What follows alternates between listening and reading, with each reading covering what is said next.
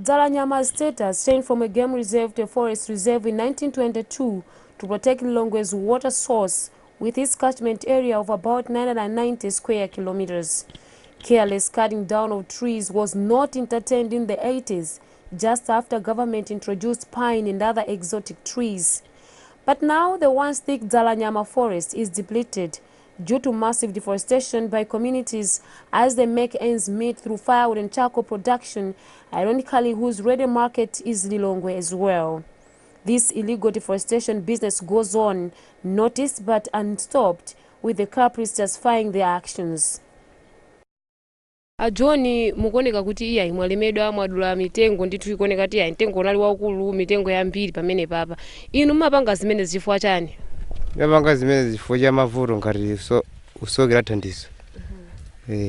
Ndiye boma litaliletse zimene ziziniyo mungamve lingakhale kwandipempha kuti mutisankhire njira ina. These people argue that if they stop selling firewood and charcoal, who will feed their families?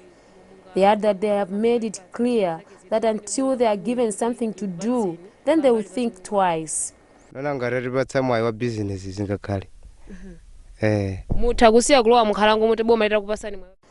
say the forest is a lifesaver to them, since what they realize from the agricultural produce is not enough to keep their families for a year.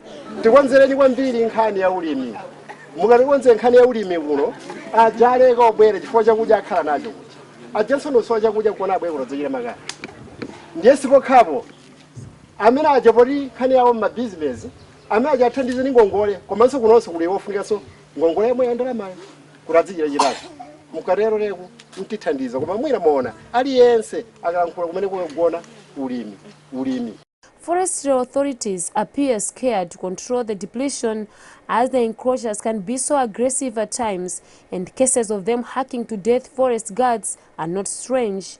So who is in control of the Dzalanyama Forest Reserve?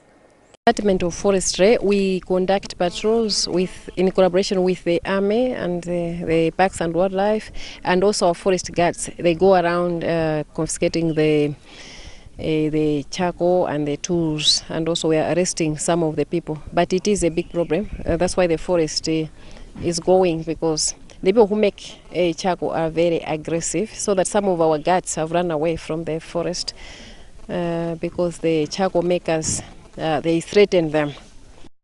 Technocrats from Japan and European Union have been here, and they too think the rule of law and quick address to the poverty issue may save the reserve. And what we've learned from that is that law enforcement requires a multi-stakeholder approach. So it's very difficult for only one group to do it alone, and as we've seen, it's very difficult for the department to do it alone, and we've seen it's very difficult for communities to do it alone. So it really needs this multi-stakeholder approach: communities, the department, the traditional leadership, but also the law enforcement agencies, the police, the prosecutors, and the judiciary. According to this reporter's investigations, one man on average cuts down 7 trees and burns 20 bags of charcoal a month, translating into one man killing 84 trees a year. Effects of this massive destruction of the Dzalanyama forest are now being felt in the capital city, where the ever-rising water demand is far from being met. Lilongwe Water Board says water reserves which have sources in the forest now have very low water levels, making it more difficult to reach the Lilongwe population. So much as on paper we might be having those 4.5 and 19.6 as the figures, but those are not the actual figures, because we have the other part of the capacity has been eaten out by the siltation.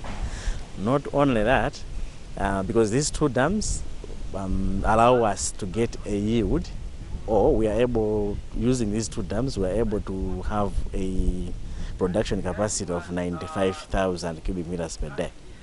This is not enough to meet the city.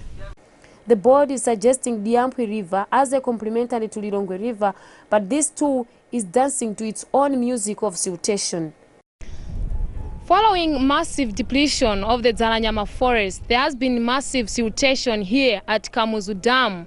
To be precise, this is Malingunde Kamuzu Dam 1 here in Lilongwe, where the capital city relies in as far as water supply is concerned.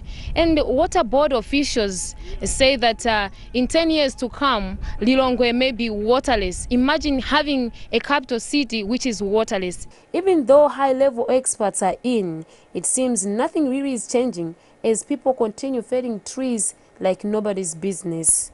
Winnie Botha, MBC News, Dzalanyama, Lilongwe.